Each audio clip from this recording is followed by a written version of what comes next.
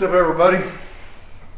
Don't pay no attention to the shop. It's thrashed. We've been thrashing in here trying to get this car finished up and get it ready for testing. We're running behind schedule. As you know, we're having all the paint work done, and we got the new windshield here for the front. Got a guy going to come and install it Monday. We actually tried to install it last night and it was a mess.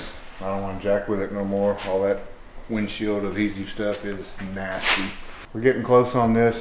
It's about done. The reason for the video, we're going to show you another car we've picked up that's going to be a daily driver car I'm going to build. Should be a mid 9-second car and a quarter, and be able to drive it anywhere with heat, AC, cruise control, the whole 9 yards. And there it is. In 1998 and 99, I was poor as shit. In 99, my house burnt down and I had lost everything I owned. I got out with a pair of boxer shorts on and that was about it. Well, anyway, we would sit around, we were watching TV, and they came out in 98 or 99, probably 98, with this particular car. And I used to sit there and tell my wife how one of these days I'm going to have one of these. Well, 21, 22, 23 years later, I got one. And we'll show it to you. I'll just cover this 41X up right here. It's a 2002 True WS6 Ram Air Trans Am. Anybody that knows anything about these cars knows that if you want to go fast in one of them, the drivetrain is junk, all of it. Starts with the 10-bolt rear end, the 4L60 transmissions, and the LS1 5.7, which will hold no horsepower whatsoever before they break. One of the reasons I bought this car, it is a T56 with the nice double disc clutch, and it has already had a LS3 6.2 liter motor put in it. So the hard work's really already done, because changing the motor in these is a chore.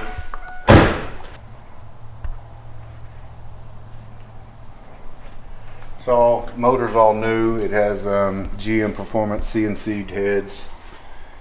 It has a really nice camshaft. I think it'll pull to like 7,200 RPM. So motor wise, it's pretty good. We're gonna add nitrous to it. We've got all the Nitrous Express stuff over here, which I'll show you in a minute.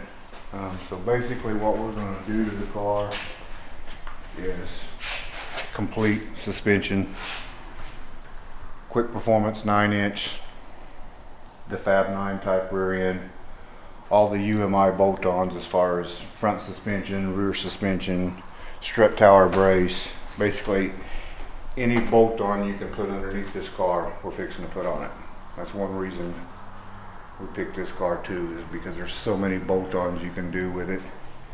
And in the next 3 to 4 weeks, we're going to start filming Street Outlaws again, so I think we can do this build pretty quick and have the majority of it done before I take off racing and spend the next 6 or 7 months on the road. And that way when I come home, this is sitting here ready to rock. It's a pretty clean car. Got full 3-inch exhaust, headers. Like I said, all we got to do is the suspension, add a little nitrous kit. I'm going to change the tires and wheels, new rear end, and we'll video all of that.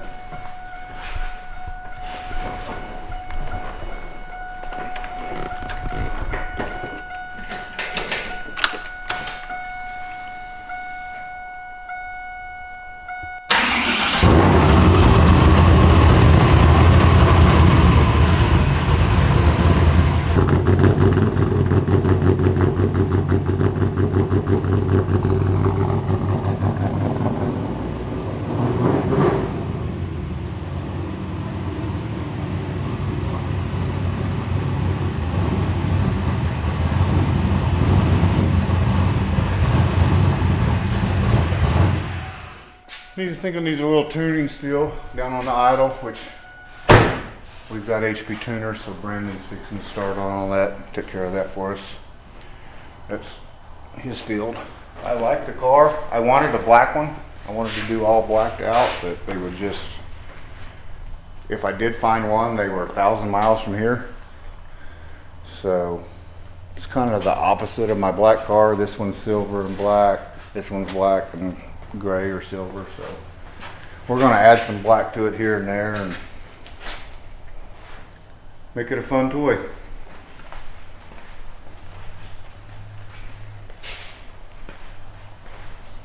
Car's been taken really good care of. Kind of excited to get this thing built.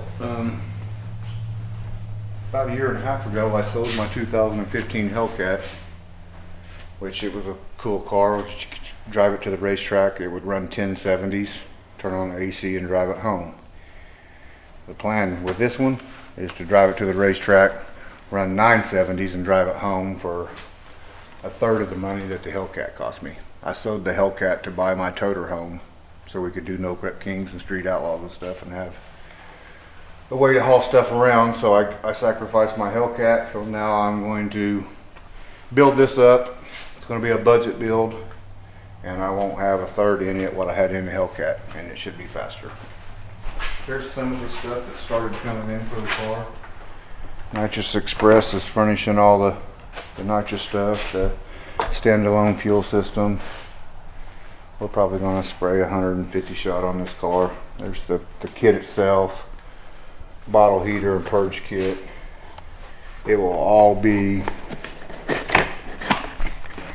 have access to all of it from the driver's seat. In other words, the bottle heater, it's got a pressure sensor, so the bottle will be heated.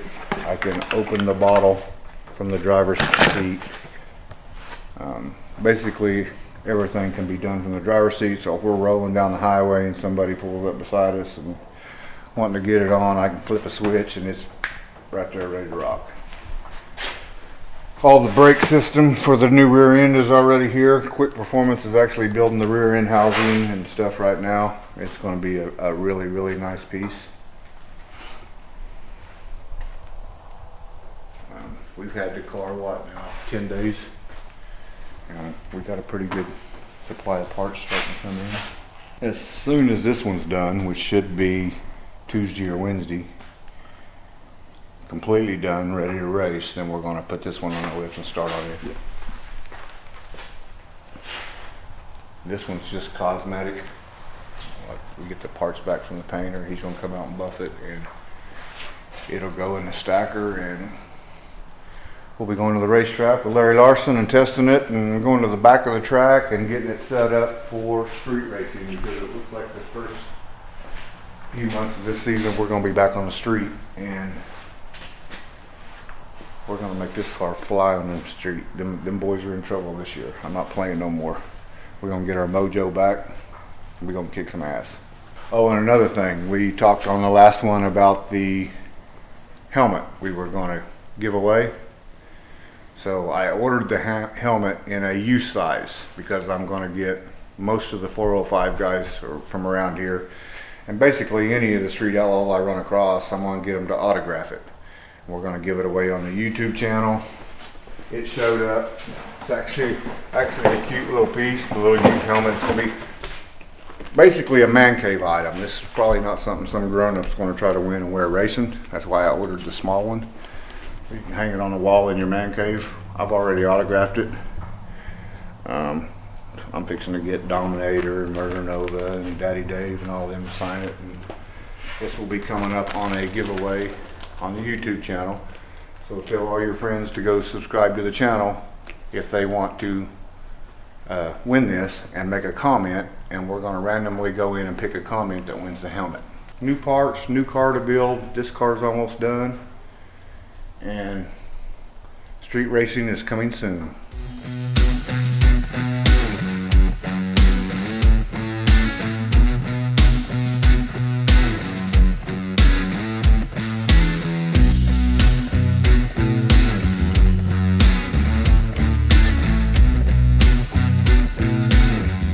Y'all stay tuned on this YouTube channel, and here directly when it gets just a little warmer, we got 2 of these. This one's mine, Brandon's got one. We'll break them out and get them back here in the pasture and show you how nutty we are and probably hurt ourselves. But we'll do a little video of riding these. This is a 2020 KX250F. Can't get too crazy now because I gotta be able to film street racing, so I can't break my hip or break my legs or nothing. So I'm not gonna get real stupid. Like you have in the past. But I can ride some wheelies or whatever. I used to race the shit out of these when I was, from the time I was 16 till about 24. I rode the shit out of them every day. Of course, I had junk back then. I couldn't afford a brand new one like this, so I made do with the best I had. But that's kind of the story behind having this. When I was young and poor, didn't have shit, I used to go into motorcycle shops and always be buying parts for my used junk. And I'd walk past these brand new bikes and be like, man, one of these days I'm going to have me one of these. Well, not the last Christmas, but the one before, I did some trading and got Brandon a really nice one of these. I actually got it for myself, and then on the way home I decided I was going to give it to Brandon for Christmas. So I did. Well, then Ricky races around out here in the pasture. So I hopped on it one day and I'm like, I want to try this. And I'm like, oh man, that was freaking fun. So long story short, we went in to get him some riding gear for Christmas for his bike. And I walked right past one of these like I did 30 years ago. And I'm like, hey man, how much are these things? And he told me, and I'm like, 30 years ago, there was no way, but I got a little money in my bank account today. I'll just load that in the truck, I'll take it. And I've had it a little over a year, and I just now got a full 30 minutes on it where we could change the braking oil out of it and put the normal oil in it. So I needed it like I needed another hole in my head, but it was one of them things where I always wanted one, and the day came that I could actually just buy one. Whether I ride it or not, it's going to sit right there, because that was one of my bucket list things I always wanted to be able to do, and I did it.